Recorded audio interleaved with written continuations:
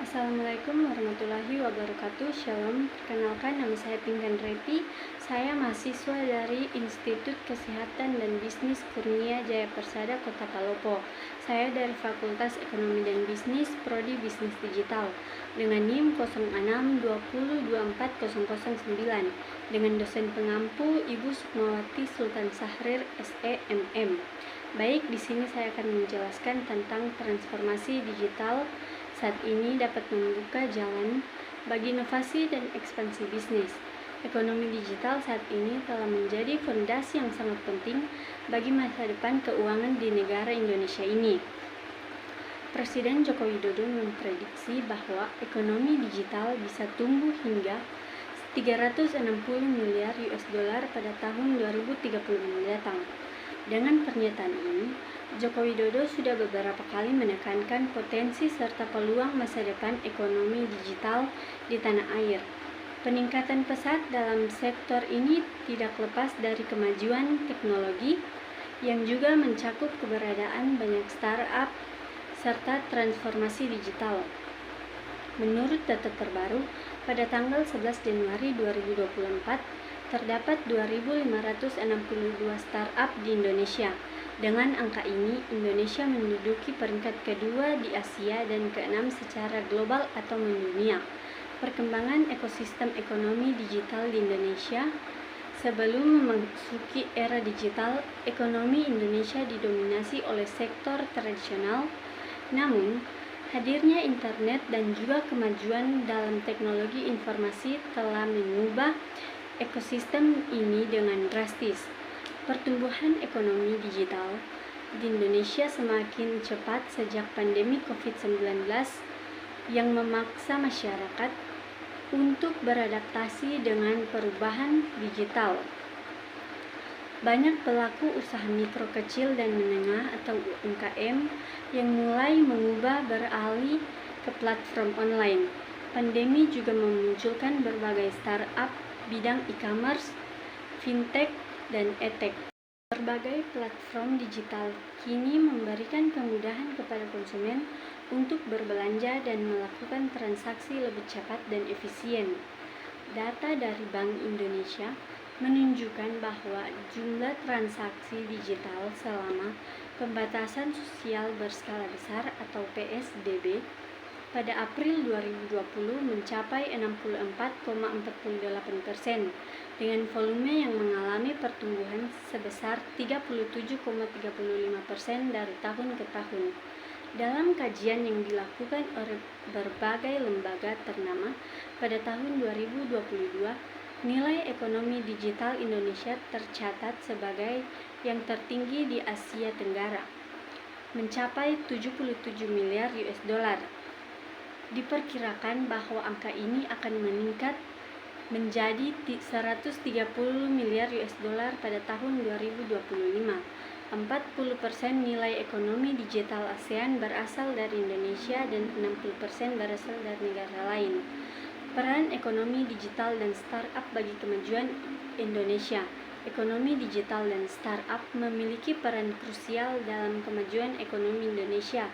Menurut Menteri Komunikasi dan Informasi Budi Aris Setiadi, meskipun ada tekanan resesi global, sektor ini tetap diharapkan tumbuh secara luar biasa.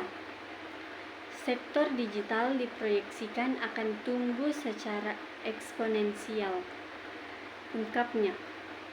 Wakil Menteri Kominfo Nesar Patria menambahkan bahwa ekonomi digital tidak hanya berkontribusi pada pertumbuhan ekonomi, tetapi juga dapat menciptakan 7 juta lapangan kerja baru pada tahun 2025. Ini memberikan akses dan kesempatan bagi kelompok-kelompok rentan, terutama bagi UMKM untuk masuk ke pasar digital. Indonesia adalah terbesar kedua setelah Singapura dalam sektor investasi digital.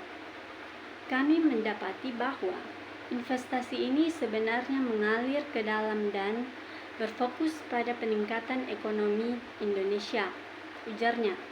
Transformasi digital jadi sumber pertumbuhan ekonomi ASEAN. Menteri Keuangan Sri Mulyani Indrawati menyebut transformasi menuju perekonomian digital menjadi salah satu sumber pertumbuhan. Diketahui, nilai ekonomi digital di Asia Tenggara pada tahun 2021 mencapai 174 miliar US dollar dan diprediksi terus tumbuh hingga 1 triliun US dollar pada tahun 2030. Selain itu, total populasi online di Asia Tenggara telah mencapai 440 juta orang. Angka tersebut diproyeksikan akan terus meningkat sehingga potensi ekonomi digital juga kian meningkat. Di samping itu, ekonomi digital mempercepat penggunaan uang elektronik dari ponsel pintar, layanan teknologi finansial, dan perbankan online. Berbagai layanan tersebut, kata Sri Mulyani, dapat memberikan peluang yang sangat besar bagi UMKM untuk membantu pengembangan dan inovasi dalam inklusi keuangan. Namun, ungkap Sri Mulyani, sejumlah negara ASEAN tercatat masih memiliki indeks inklusi finansial masih rendah. Padahal, kemajuan yang sangat menggembirakan dalam teknologi digital dan perkembangan ekonomi digital di kawasan seharusnya membantu mendorong inklusif keuangan merubah menjadi inklusif keuangan. Beberapa negara ASEAN bahkan masih belum memiliki indeks inklusif keuangan, ucap Sri Mulyani. Pembayaran digital berkontribusi pada tujuan pembangunan seperti elektrifikasi berkelanjutan dan akses ke layanan kesehatan. Pembayaran digital juga dapat membantu pembangunan ketahanan finansial dan memitigasi risiko dari dampak buruk perubahan iklim. Selanjutnya, layanan keuangan yang didukung oleh perusahaan teknologi finansial juga menurunkan biaya transaksi. Di samping itu, inovasi teknologi finansial dapat membantu mempersempit kesenjangan keuangan UMKM melalui produk digital baru dan otomatisasi proses. Menteri Koordinator Bidang Perekonomian Erlangga Hartarto menyebut pentingnya menciptakan ekosistem digital yang produktif di tanah air. Perlu dukungan dari pemerintah, industri, asosiasi, akademisi, hingga masyarakat umum.